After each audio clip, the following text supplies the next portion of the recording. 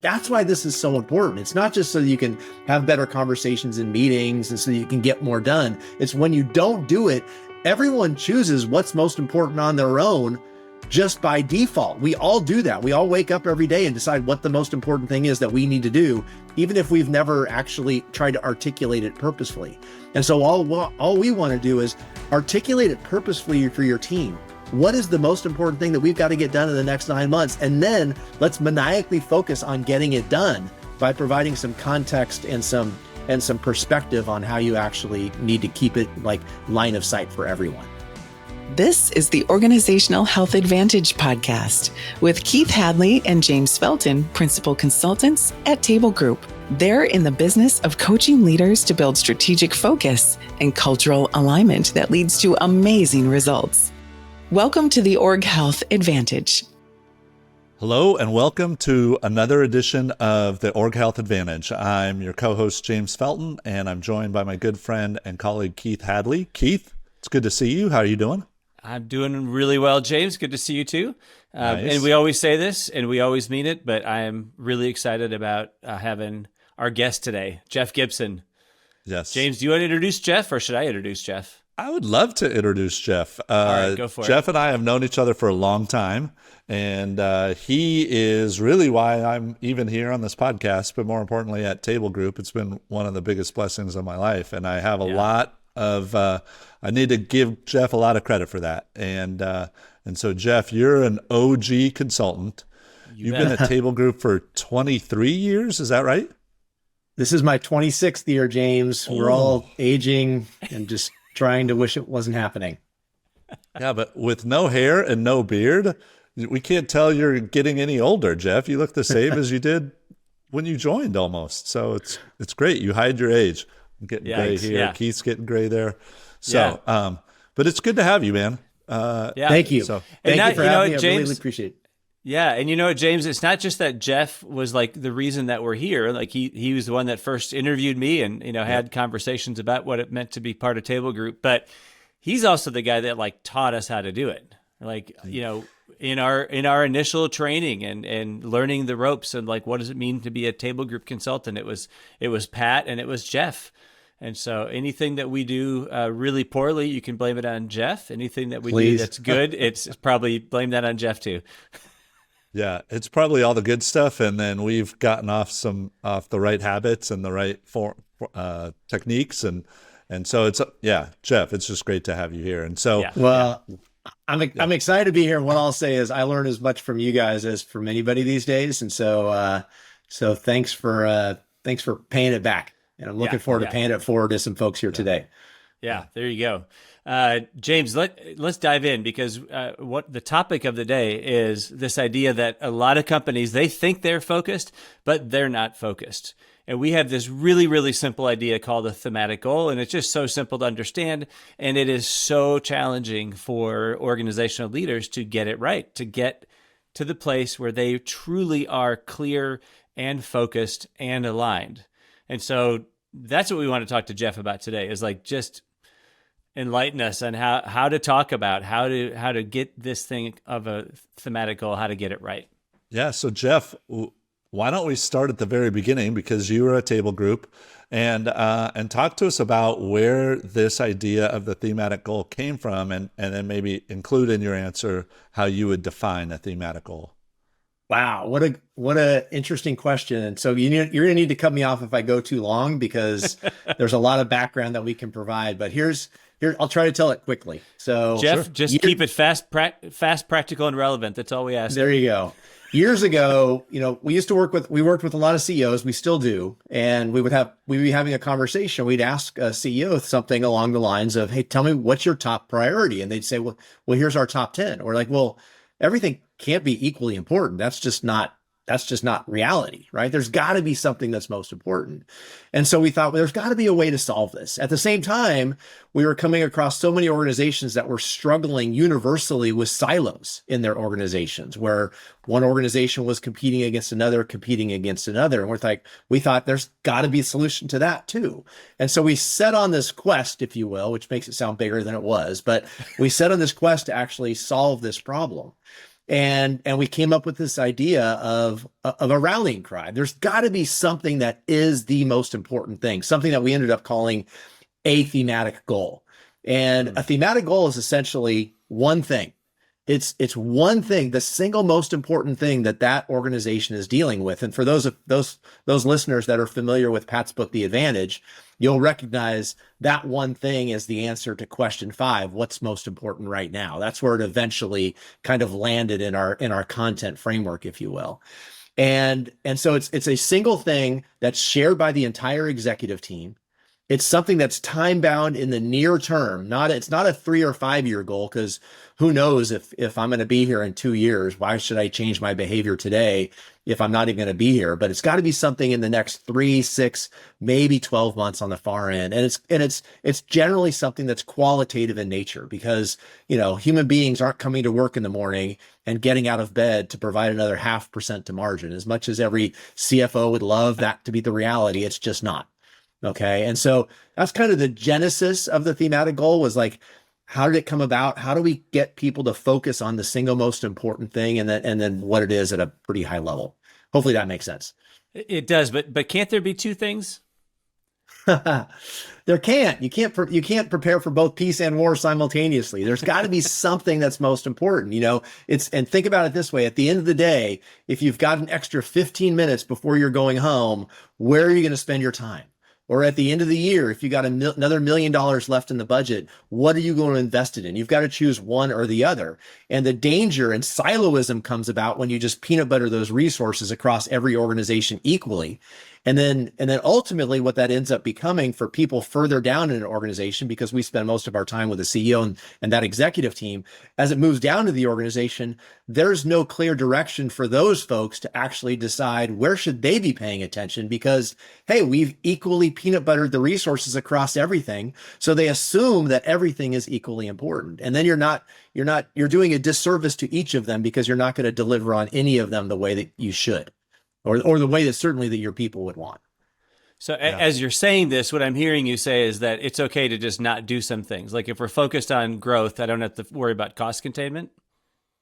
It is. It's okay. It's okay to not do things for sure, but there's got to be something that trumps the other at the end of the day, okay. And so there's always things like if we start to align this to like our personal lives, right? It's like, if you think about yourself physically, it's like, okay, can I work on my diet and start to exercise at the same time? Sure. You can do both of those, but can you look for a new job, and can you struggle to get better in your current job at the same time? Yes, you can do both of those as well. But something's got to be more important. One of those has to be more important in the long run of all of that. And so let's break down the idea of a thematic goal a little bit more. Like, when we talk about what's most important right now, we have to have that answer. The highest level answer is that thematic goal.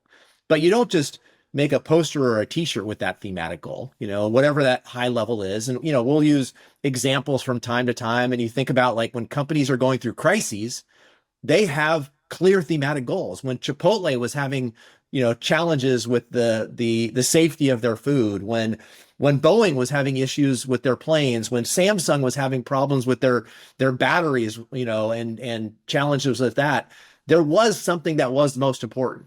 What they didn't do was create a poster and everybody walked into the office in the morning and they saw a poster that, if I'm Chipotle, it's like, we've got to rebuild credibility with our customers because we've lost it. It's like, what am I going to do with that? It needs to be a little bit more specific. So if at the highest level, there's this thematic goal, there's a secondary layer of things that we ended up calling defining objectives. We really wanted to call them big buckets of stuff, but that just didn't land very well in a model or in a book ultimately. But defining objectives are the big categories of activity that you have to get done in order to achieve that thematic goal, that rallying cry. Right? We use those two words kind of interchangeably, rallying cry and thematic goal. And so for every thematic goal, there's 4 to 6 to maybe 7 defining objectives that define whether or not you are going to get that actual thing done. The challenge is everybody tries to fit everything in all of those. They're like, well, so do we just put everything that we're doing in a bucket and then create an umbrella. It's like, no, you have to answer the highest level question first and then articulate the defining objectives, the buckets of activity that are in service of getting it done. But eventually somebody, and we like to joke, it's usually the CFO, is going to say something along the lines of, hey, but revenue and profit aren't up there. Don't we have to sell stuff and make money? And the answer is yes, you've got to do that. And so that's why this whole framework that we end up talking about how it forms a dashboard for a leadership team or for any team includes these things called standard operating objectives. Standard operating objectives are the buckets of work that are always there. They were important 5 years ago and 2 years ago, and they're going to be important 2 years and 5 years and 10 years from now. Those are the things that honestly just keeps the lights on in an organization. But at the end of the day, they're not the things that are actually driving your day-to-day work for most people in the organization. For many of them, it might, but you can't take your eyes off of those, but you got to get the stuff done above the line. I like to think about it this way. And I'm using my hands for those of you that might be watching us on video, because we have a visual that describes this. And maybe we can put a link to that on our website in the show notes. Sure. I don't know. I've never done that before, but I'm sure we can do it.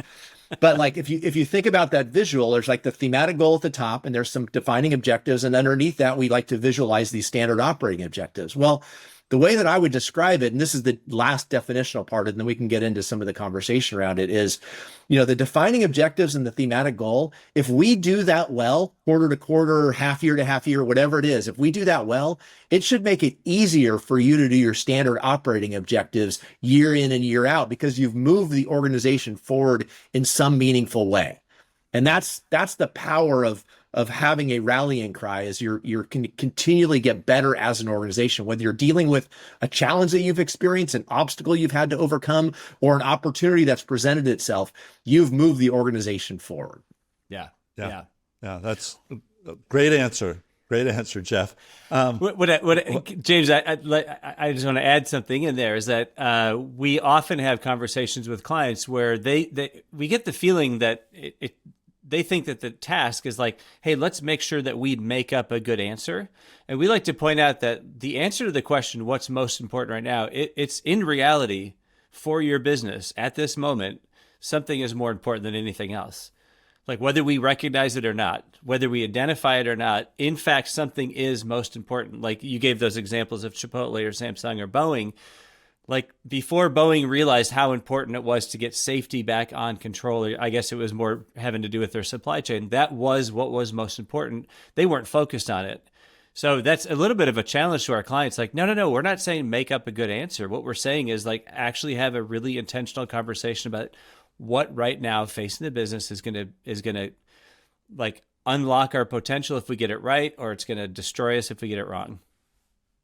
Yeah, and what I would add to that is, during COVID, we for sure saw clients who crushed thematic goals. Yeah. Why? Because there was this crisis going on, and we had to come together. And so we have people who are restaurant clients, we have CPG clients who are like, oh my gosh, we got to come together and solve this problem.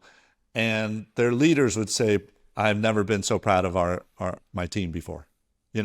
We came together in a way we never have. And guess what? When that challenge dissipated and they crushed it and things went back to normal, so did like kind of the silos and having a hard time prioritizing. That came back as well. And so sometimes it's, even, Jeff, even your examples were all crises. That's right. But a company who did it really well when it wasn't a crisis, I mean, they were responding, but for them, it was an opportunity. It was Pfizer the same time, because their thematic goal was for sure around developing the vax. Right. And what it meant was, okay, this is our focus as a leadership team. We want to be the first to develop this vax. But of course, they did have silos of like pharmaceuticals and equipment and sales and R&D and marketing and finance and HR. And it didn't mean that those silos weren't trying to get better in their departments, and those leaders weren't trying to push those departments. What it did mean is, as you said, if we had extra time in the day, we were focused on this thematic goal. It also meant if I'm leading pharmaceuticals or leading equipment, I'm not asking for more resources, because I know, in fact, not only will I should I not get them because we're focused on this facts, I actually might lose some resources in support of developing the vax. Right. And that's okay. Right. I like how you said that, James, because in that sense, knowing what the thematic goal or the rally cry is for the org, it does provide good context for everybody. Yes. Like if I'm leading one of the areas that's critical, that's great context for me. Put some things to the back burner. If I'm frankly not leading one of the areas that's critical to the rally cry, at least I know that I'm not on center stage. Yes. And that's good. It's like, hey, that's clear. Yeah. Now, what I was going to say, Keith, is like, I use this example with clients when they struggle with trying to identify a rallying cry. Again, the answer to what's most important right now, right? Right. Trying to identify that answer. And they are so hesitant to answer it with something that doesn't 100% include everybody in the organization. Yes. And they're like, but we can't say that because there's this group of people that are working out of our Cincinnati office that are not working on that at all. Yes. And what I say back to them is like, that's great. They should keep working on that if that's the right thing for them to be spending time on. And you've appropriately allocated resources for that to happen. But you can't like delude yourself into saying that the most important thing is something different than what it is. It is what it is. And for an organization like Pfizer that was going through that at that time, and think about it this way, a company that large, and I don't know what their employee count is. It's got to be a couple 100,000 employees worldwide or something like that. We should have looked that up beforehand. And I'll challenge a team. Like, what percentage of those employees do you actually think worked on the vaccine? I'm like, I don't know. People are guessing 5%. I'm like, okay, let's be generous. Maybe 5% of your employees are working on that. Yeah. That's okay because it's still the right answer. But what you can do now with your organization is you can say, this is our most important thing. And by the way, if you're not working on it and you don't get a call back from your executive really promptly, or you don't get the lab space that you were hoping for, or, your program got pushed off for the presentation that it was supposed to have in front of the board, or why. Or one of your best employees was asked to come join a different team. Exactly. You know why. You have the context. You're like, okay, I can't argue with that because that is the most important thing for the company, for all of us right now. And when employees or executives and they start to look at that and they'll say like, well, I'm going to be more focused on my own stuff. That's where you start to break down even what teamwork is, because teamwork at its core is about being focused on the collective, right? And that's where silos now start to creep in. So you have to use this in a way where people can appreciate the focus and then understand where they fit. Because the next challenge is how do you take this how do you take it down in an organization, especially one of size, right? Because it's like, while it's a focus tool, I heard you both say that from time to time with an executive team, it is like, it's something that we expect executive teams to look at week in and week out and ask themselves, how are they doing against these things? Which, by the way, last month they just answered as the most important thing this organization worries about. Right. And so they should be looking at it every week, but does it just stop there? And the answer is no, it doesn't, right? We've got to push it down to the organization to make a real difference. So let's explore that. What are the possibilities of how? Let's take an organization of size. Like you have 3, 4, 5 layers. Everybody is on multiple teams, either the team they're on and the team they lead, plus maybe a couple of cross-functional project teams. How does this concept of a rally cry work when you're trying to roll it out to 2, 3, 4 layers down? Yeah, I mean, the first thing I think you have to acknowledge is you've got to tell people about it. Yeah. So like, so actually, but even when I say that, I'm like, ooh, should I have said it that way? Because here's the reality. Sometimes the rallying cry, I'm whispering a little bit like we're having a secret conversation. Sometimes the rallying cry actually isn't ready for prime time across our entire organization. Because what if it's something like, don't go bankrupt, or prepare for our layoffs, or like execute upon this acquisition. Like those are things that may not necessarily be cascaded to the whole organization. But for the most part, I'd say 90+% of the time, the answer to this question is something that should be cascaded to the entire organization. So once you do that, as part of over communicating is setting an expectation that now the teams below, the teams that are led by the people that were on that team that developed this, the team number 2, if you will, need to take this back to their team and say, okay, in the context of that for the company, what is ours? Yeah. What is our rallying cry? That fits with that. What's our thematic goal? And they frankly need to replicate that framework, that model, that dashboard, defining objectives, standard operating objectives for each of those leadership teams at that next level. Yeah. The challenge is some people are going to be more involved in the meat of all of the work in the broader thematic goal than others, which is great. That's the reality of it. And so what does that look like? In the way that I like to think of it is this way, is I think each team does need to think about what's our rallying cry, what's our thematic goal. Okay. For the most part, I would encourage teams to the degree that they can is to adopt the same thematic goal as the level above them. Unless it's like completely obvious that it just doesn't fit with them. It should be, the more that it can be consistent, the better. All right. Where you start to have some differences is now you're defining objectives, maybe the same headline, if you will, but they might not be the same details underneath it. The buckets of stuff that need to get done is going to vary by function or geography or division or what have you. And so, just as a way to think about it, if a thematic goal has 6 defining objectives, if I'm the head of marketing, perhaps 3 of those fit squarely. Those defining objectives fit squarely with me, and I adopt the exact same headline, but the details below it are different. But I also need to have 2 more defining objectives that are unique to me and my organization. Okay. Right. And my standard operating objectives are certainly going to be unique for each of those functions and organizations. All right. So I think you need to step back and ask as a team, like, what is ours in the context of that? And then the next step needs to be, let's sync up across our entire team so that everybody knows what one another's working on and challenge it. I mean, this is where the beauty and the power of teamwork comes in, because you need to be able to push back on whether or not somebody is actually doing it well. But that's kind of the quick process of how that cascading starts to happen. Yeah. Yeah.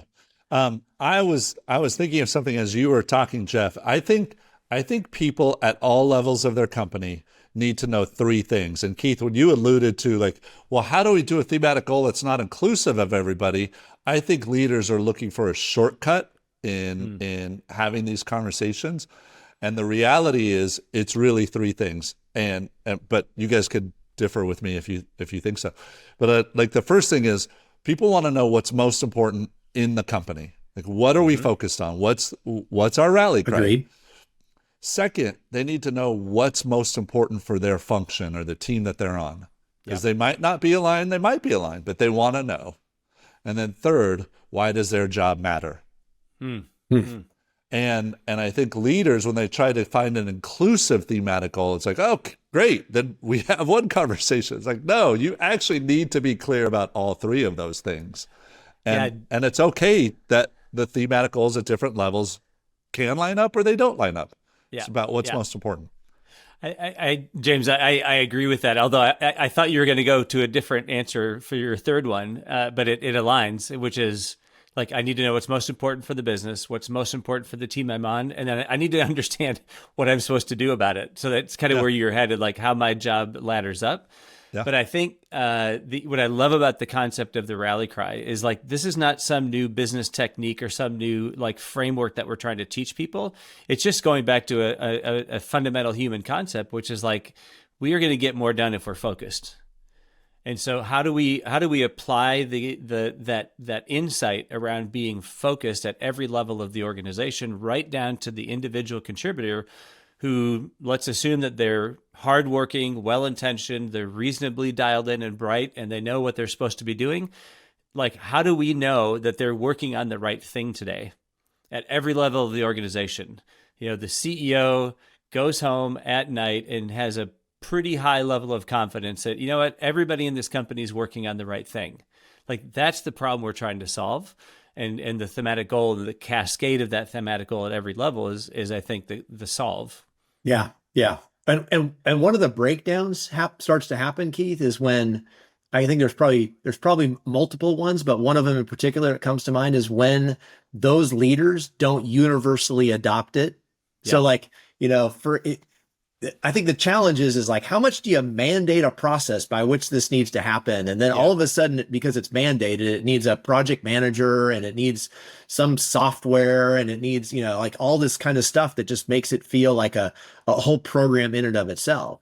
And really what you just need is the leaders on the team all need to consistently and collectively say, yes, we're going to go do this with our team. And we're going to share with the rest of you what that output is. One of the breakdowns that starts to happen is when those leaders, everybody but the head of finance decides we're going to do this, we're going to follow this approach. And then next thing you know, it's like, well, why aren't they kind of speaking the same language, or why aren't they supporting the organization as a whole? It's like, well, they didn't actually do this. And so as leaders are thinking about and adopting the rallying cry and thematic goal, it's like, you need to expect some consistency in adoption, because when you don't, then it will start to break down naturally, because some are going to be more focused on it than others. Yeah. I think that's a great segue to the idea of shared vocabulary. So we have a lot of clients that, when we begin talking to them, they're saying, oh no, we're really dialed in on our clarity because we have a really robust system of OKRs. So Jeff, I know you bumped into OKRs. What's your take on that as a vocabulary and a concept, and how is that similar? How is it different than thematic goal rally cry? Yeah, it's a great question, and it's definitely one that we experience quite often. And maybe the harsher statement I'll say right out of the gate, and then we can unpack it a little bit, is I'm not convinced that OKRs and the defining objective / thematic goal construct are very compatible with one another. I think you've got to choose to really be effective. I think you've got to choose, and because they kind of do the same thing with some slight differences. And so here are the slight differences, and why I would argue that a thematic goal with the construct that goes underneath it is actually more powerful to keep your organization focused and move it forward. Firstly, OKRs tend to be annual. They tend to be like an annual goal, which is great. Having an annual goal, especially when you're a company that has to report either to the public or to a board or to owners, it's like, that cadence is important just from a managerial perspective. Terrific. Okay. But businesses don't always follow the annual kind of cadence, right? What's most important might happen in October, in which case you need to change what your focus is. But if your OKRs are set at the beginning of the year, it's like, well, now we're not going to deliver on our OKRs. So we've got to go through a whole goal reset with our investors so that everything's okay. It's like, no, we should just be shifting our rallying cry as whenever it needs to shift. Now, if you're shifting it every week, that's not a great thing. But if you're shifting it every 3 months because the business is pivoting or that you're making progress, then terrific. So firstly, it's like the annual nature of OKRs is not necessarily always the best for a company. Secondly, I think OKRs oftentimes lack context. They lack context, meaning like, I think, Keith, we were talking earlier about a client who has, 28 OKRs, and underneath each OKR is another 5 to 7, or underneath each O is 5 to 7 KRs. All of a sudden you've got 130 things that as a team you're trying to keep your eye on. It's just a lot. It's a lot of stuff. And I think the beauty of what's most important right now, hence the answer, the thematic goal, is that it provides context for the work that you're actually getting done. Whereas OKRs can just be like a collective list of things, all good things to actually accomplish, right? These are all good things that we want to get done, but it doesn't necessarily say this one is more important than that one. This one, actually, we can put it off until the end of the year because it's not in the critical execution path to get to these others. And so that's important. And then lastly, in the simplest way, that for folks that are really dedicated to using the OKR structure, here's my way of aligning them: is a defining objective. It is an O. It's your objective, right? Yeah. And underneath the defining objectives, I called them big buckets of stuff. The stuff underneath it are your KRs. Right. So it's like, if you were to kind of shift the application to using that framework and having a thematic goal that then informs your OKRs, I think you're in good shape. And I suppose the last delineation needs to be, some of those OKRs are time bound in the near term, hence a defining objective. Some of those OKRs are things that you're always going to be worried about: your pipeline health, your ARR, your, product development life cycle, whatever it might be. Those are your standard operating objectives that you're always going to be worried about. So just articulate them differently so that people know kind of, okay, what's most important right now versus what's always important. And they can kind of pick and choose their time as a result of it. Does that, I don't know if, does that land? Feel free to disagree with me, by the way, because I know I don't know it all. Well, it lands, and you made the statement earlier that the thematic goal and the OKRs do basically the same thing. And I would say, actually, they might provide the same kind of reference in a meeting. But I think the OKRs, the way we see them mostly structured, is very siloed focused. And it doesn't create tension between what this objective is, the thematic goal, and the rest of the KRs. And so I think the beauty of the thematic goal, but it is really challenging for teams, is the tension between this big goal for the whole executive team or the whole functional team and their day jobs. Yeah. And that happens in a meeting where it's like, wait a second, that thing that you're doing in your function is coming at the expense of what we need you to do in this thematic goal. Yeah. Or it's like, yeah, you've got to handle that fire in your function, but we still need somebody doing this stuff in the thematic goal. We need you to delegate, or we need you to pull somebody up to this level. And I think in OKRs, there's less of that combined accountability, because we've just kind of like, we're all heads down in our function and thinking about what we have to get done, as opposed to what this team needs to get done collectively. Yeah. Yeah, as you're saying that, James, I think OKRs are often the product of a build up model, of where you ask each function to identify their work this year as part of a planning. And so it ends up being a very, I'm not going to dismiss it. It does end up being a very good list that's very comprehensive and that's very focused on every unit of the business. But it doesn't go to that extra step, which is to say, okay, but all these things are not equal. I like how you said that it doesn't create the natural tension that is easy to want to avoid. But no, we actually want to lean into that tension and say, yeah, but right now something is more important than everything else. And I think as I was looking at, I think a lot of times OKRs are also the primary use is to determine at the end of the year, like what my performance rating is going to be, like how my department did this year, which is also a great conversation. We should measure things. We should measure what matters. That's not a bad thing, but it's not going to guide our forward thinking choices that we need to make. In fact, even the idea of a KR is a key result that's kind of backward looking, like how did we do versus what are we going to do next? And so, Jeff, I think you're right. I think it's better to pick one system. And if you do pick the OKR, then at least go through the step of saying some of these O's are defining, some of these O's are standard, and then go one extra step to say, hey, even though we've identified these 6 things as being defining of our what we think is top priority right now, well, then what's the rally cry? And I've seen a lot of companies that have like a short set of things. Some call it big rocks or big boulders. Like, what are the rocks? What are the boulders that we got to work on? These are the things that are most important. We're like, right, but what are they in service of? Is there a rally cry that lives above that will naturally force tension and trade-offs of like, that goes onto the front burner, that goes onto the back burner. We're actually going to stop doing that. Right.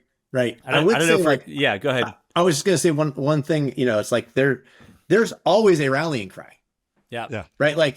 It's like, oftentimes I think clients are like, hey, we got it done. And then we might meet with them again a couple months later. We're like, so what's the new rallying cry? They're like, oh, we haven't answered that because we just already got it done. It's like, no, as a leadership team, you should constantly be making sure that there is an answer to that question and that structure underneath it is fully articulated so that you're talking about the right things in your meetings on a week in and week out basis. And there's no science to know whether or not you're like done, 100% done. Is it time to move on? Sometimes it's super obvious because it was like, achieve this. And you're like, okay, we got that done. We have to do the next thing. Sometimes it's a little bit more amorphous, in which case you should be like constantly talking about like, hey, is it time to change? Is it time for the next one? Is it time to tweak the defining objectives? Not in the spirit of just like something new, but like just making sure that you're like, okay, it's time to move on to this next one. And I think one of the clients that we often use as an example, has this history of defining objective after defining objective being accomplished. And when they're done with a defining objective, they take a poster of it, they frame it, and put it on the wall in their hallway in their office. And so you can go down the hallway and see everything that's been done over the last, 9 to 12 quarters, or however long it's been. You're like, wow, we've really made a ton of progress against these things because we're doing step by step kind of activities. Yeah. It's a history of progress. Yeah. That's great. And they take those thematic goals and they kind of retire them. And they've now turned it into a timeline. In fact, we interviewed Gary Gray on this podcast. Great. The other thing I was thinking about as you were saying that, Jeff, is that, like you said, everybody has a rally cry. And what we don't know is, does everybody have the same rally cry? Is it the same from Monday, Tuesday, Wednesday, Thursday, Friday? In other words, everybody shows up at work every day with a concept in their heads about like, what do I need to focus on today? And all we're trying to do is like, let's go through the effort as leaders to helping like drive that and inform that and ensure people are focused on the same thing. Like we'll get way more done if we're focused on the same thing. And here's what I encourage folks to do with their teams if they've never done this before. And this is how we often start this conversation with a leadership team is I'll ask them individually, I'll say, write down the answer to this question. If we only get one thing done in the next 9 months, what would it be? And say you have, 9 leaders in the room. They all write down something. I like to have them write it down because they're not going to change their mind when I ask them to share. If they've written it down and they hear something different from somebody else, they're generally going to read what they wrote. And so they write down their answers. And then I go around the room. And when you ask a team that for the very first time, it's not uncommon to get 3 or 4 different themes in a group of 9 or 10. Yeah. And imagine now if as a leader, you never ask that question of your team. What ends up happening?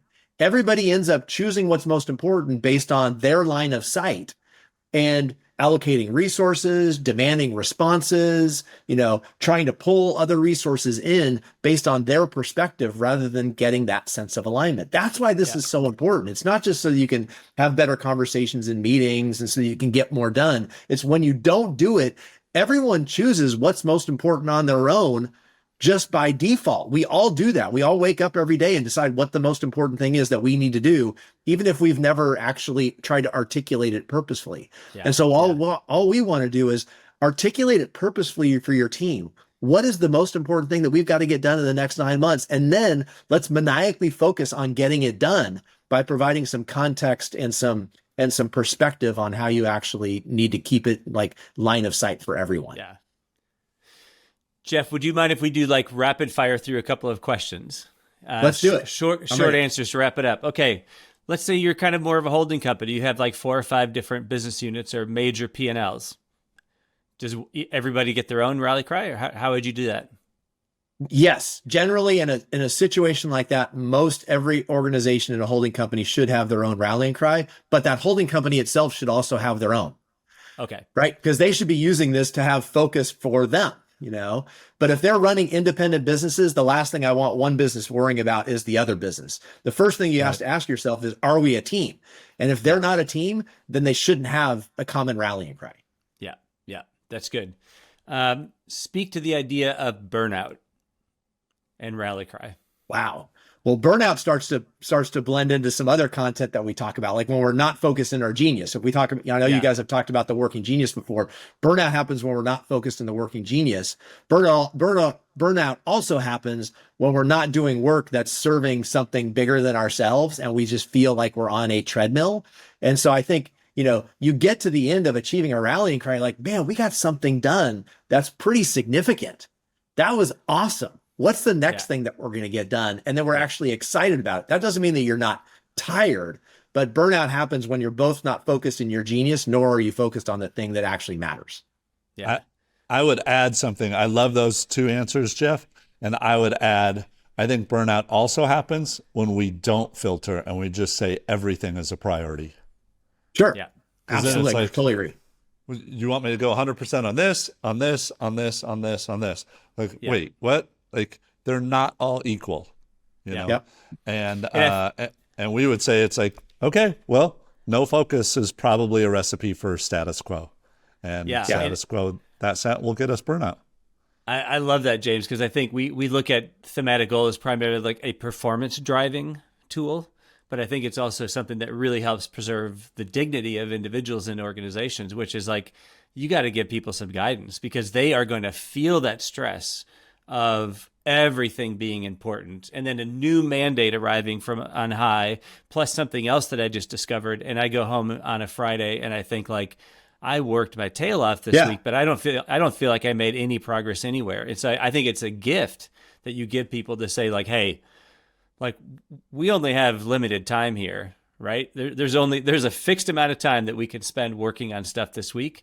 This week, I want you knowing that you're focused on the right thing. Yeah. I mean, think about like how many times in one-on-ones with a leader, their focus with that in that conversation is helping their employees, helping their team determine where they should be spending their time. So now all the rallying cries is we do it collectively so that we all kind of know it at the same time. Yeah, that's great. That's awesome. Man, this has been helpful. I know this is something that, everybody struggles with, James. We've talked about this idea multiple times in the podcast. Jeff, I really appreciate the fresh thinking and the insight that you brought to us on this. It was my pleasure. Great being with you guys. I had a thought during this is like we say the 4 disciplines are just that, disciplines. But this in clarity might be where you need the most discipline right from the start. Yeah. It's in like how we have the conversation about a thematic goal. It's how we implement it in our meetings. It's how we, deal with that tension between standard operating objectives and defining objectives. I really think it could push the team. If they get disciplined on this early, it could really push the team to new levels of behavior in the 5 dysfunctions. It's like, we're going to be vulnerable when something's breaking down in our defining objectives or standard operating objectives. We're going to, of course, have conflict about what it is that we're going to focus on. We're going to need to commit to it and then have some healthy accountability in order to focus on the shared result. Agreed. Agreed. I would say before we let folks go, Keith, I would say, hey, if you're hesitant to try this with your team right now, because it feels big, it feels like you got to be vulnerable, you don't want to ask that question, you don't want to shift from OKRs to this or whatever it might be, whatever that reason is, try it personally. Ask yourself and go have a conversation with your spouse or your family or some friends or just on your own, and go journal on your own and ask yourself, what's the most important thing I've got to get done in the next 6 months? What is that rallying cry? What are the defining objectives, the big buckets of activity that I'm going to do in service of actually getting that done? And by the way, what are the things that I'm always going to keep on my radar? And then start to execute against it and check in on it on a regular basis and revisit it and challenge yourself and have those conversations. Go on a date night and ask yourself, how are we doing against these things that we know are the most important thing for us? And I think the families that we know that have done this, have adopted it in some way, shape, or form, they've had some transformational examples as a result of it. Mm-hmm. And I think when we experience it personally, it's a lot easier for us to apply it corporately as well. So I'd want folks to do that if they could. It's a great idea. Thanks for sharing that, Jeff, as like a way for people to practice this before doing it. That's awesome. Yeah. Cool. Perfect. Well, Jeff, thank you so much for joining us today. This was awesome. Yeah, it's my pleasure. It's great being with you guys. Yeah. All right. And until next time, we ask you to share and follow the Org Health Podcast. And we look forward to seeing you again on the next episode. Thank you. Thanks for listening to the Org Health Advantage. Your hosts, Keith and James, are helping leaders change the world of work and invite you to share this podcast with your friends and colleagues. For more resources on building stronger teams and organizational health, check out tablegroup.com.